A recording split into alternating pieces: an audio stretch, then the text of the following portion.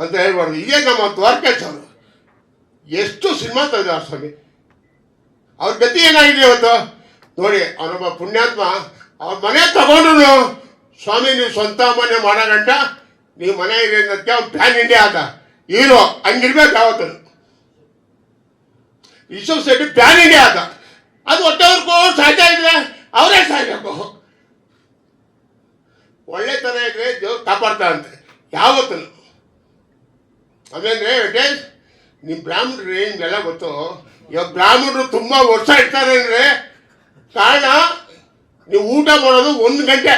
ಯಾಕೇಳಿ ಚೆನ್ನಾಗಿ ತಿಂದು ಅಗಿದು ಹೋಗೇ ಅರ್ಗೋಗ್ಬೇಕು. ಯಾಕೆಂದರೆ ನೀವು ರಿಸ್ಕ್ ತಗೊಳ್ಳಲ್ಲ. ಸ್ವಾಮಿ ಅವರಪ್ಪ ಅವರು ನನಗೆ ಗುರುಗಳು. ಹಾಂ ಚಿಕ್ಕಪ್ಪ ಅವ್ರು ನಮ್ಮ ಗುರುಗಳು. ಯಾಕೆ ಸರ್ ಅವರು 100 ವರ್ಷ ಇರ್ತಾರೆ?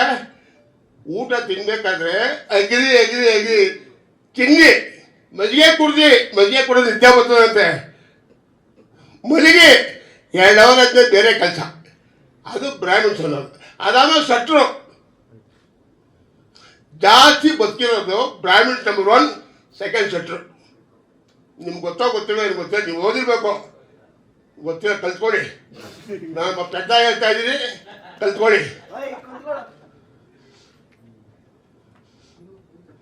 ಏನಣ್ಣ ಹಂಗಿದೆ ಪ್ರಪಂಚ.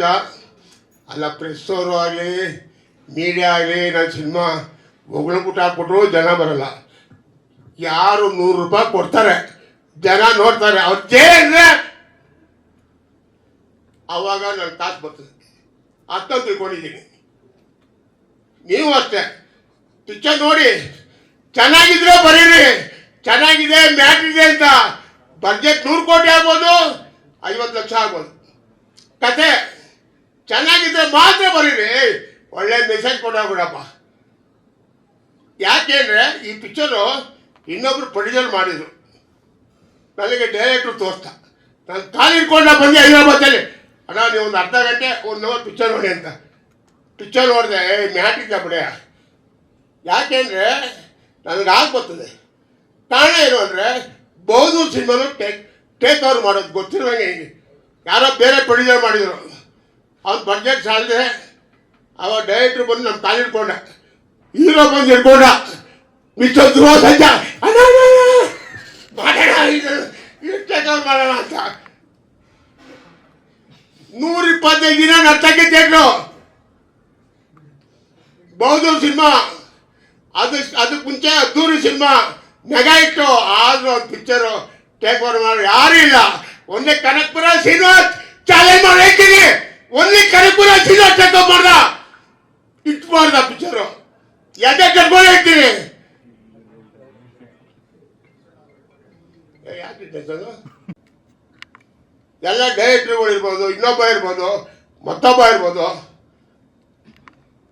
ಮೋಸ ಮಾಡೋದು ಬಿಡಿ, ಕನ್ನಡ ಇಂಡಸ್ಟ್ರಿ ಉಳ್ಕೋತದೆ. ಆಮೇಲೆ ಗೆದ್ದಿ ಬಿಡ್ರಿ ಹೇಳ್ತೀನಿ. ಏನ್ರಿ ಪಿಕ್ಚರ್ನು ತೆಗೆದು ಬಾಡಿಗೆನೂ ಕೊಡ್ಬೇಕೇನ್ರಿ ನಾವು? ಯಾ ನ್ಯಾಯ ಇದು? ಆಮೇಲೆ 10 ರೂಪಾಯಿ ಪ್ಯಾಕೆಟು 100 ರೂಪಾಯಿ ಮಾಡ್ತಾರೆ. ಏನೋ ಅವ್ರು ಮಿಂಡಿದ್ದ 10 ರೂಪಾಯಿ ಪ್ಯಾಕೆಟು.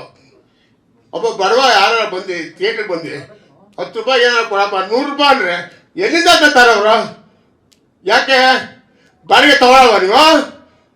ತಗೊಳ್ಳೋದ್ರೆ ಬಾಡಿಗೆ ಯಾಕೆ ಮಾಡ್ತೀರಾ? 100 ರೂಪಾಯಿಗೆ ಅನ್ನ ತಿಂತೀರಾ? ಏನು ತಿಂತೀರಾ ನೀವು? 10 ರೂಪಾಯಿ ಅಂತ 20 ರೂಪಾಯಿ ಮಾರಿ ಓಕೆ. 100 ರೂಪಾಯಿ ಮಾರೋದ? ಯಾರಿಗೆ ಬರ್ತಾರೆ ಜನ?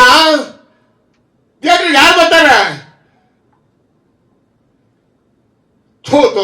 ಇಂಥ ಚಂಡಾಳ ವ್ಯಾಪಾರ ನಾನು ಎಲ್ಲೂ ನೋಡಿಲ್ಲ. ಇದು ಬಲ್ಲ ಬಿಡಿ ಸ್ವಾಮಿ. ನಂದು 15 ಎಕರೆ ಜಮೀನು ಇದೆ. ಅಲ್ಲೋ ಬಾಳೆನೋ ಗೆಳೆಯನೋ ತೆಂಗಿನಕಾಯಿ ಹಾಕೊಂಡು ಜೀವನ ಮಾಡ್ತೀವಿ. ಎಲ್ಲ ಗೊತ್ತು ನನಗೆ. ನಾನು ಸಾಮಾನ್ಯ ವ್ಯಕ್ತಿ ಅಲ್ಲ. ನನಗೆಲ್ಲ ಗೊತ್ತು. ಕಡಲೆಕಾಯಿ ಮಾಡೋದು ಗೊತ್ತು.